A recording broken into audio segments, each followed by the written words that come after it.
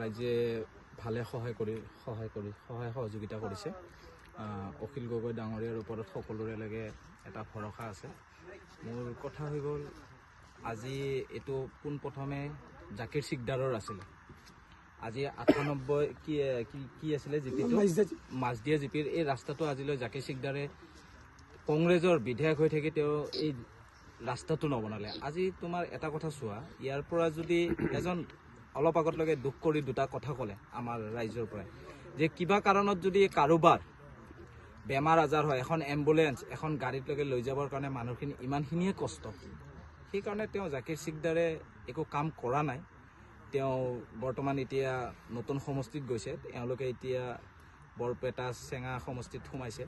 সেইকাৰণে মই বিচাৰোঁ যে ৰাইজৰ হৈ যোনে নহওক ৰাইজৰ হৈ কাম কৰক, আৰু ৰাইজৰ এইবোৰ দুখবোৰতলৈকে সকলোৱে মাতক। ৰাইজৰ হৈ কাম কৰিলে ৰাইজলৈকে ভাল পায় বা ৰাইজলৈকে তেওঁলোকৰ কাৰণে দোৱা আৰু আশীৰ্বাদ কৰে।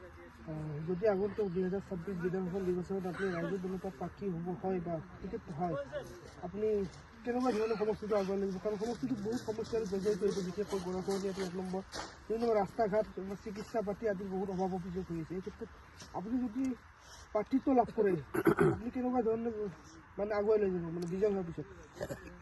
মই ৰাইজে মোক ক'ব গ'লে 24 ঘণ্টাই মোক ৰাইজে পাব, আৰু ৰাইজৰ মই ঘৰে ঘৰে পৰাপক্ষতলৈকে মানুহে কয় লাগে এনেকৈ কথাটো বহুতে ইলেকশ্যন খেলাৰ আগত কয়।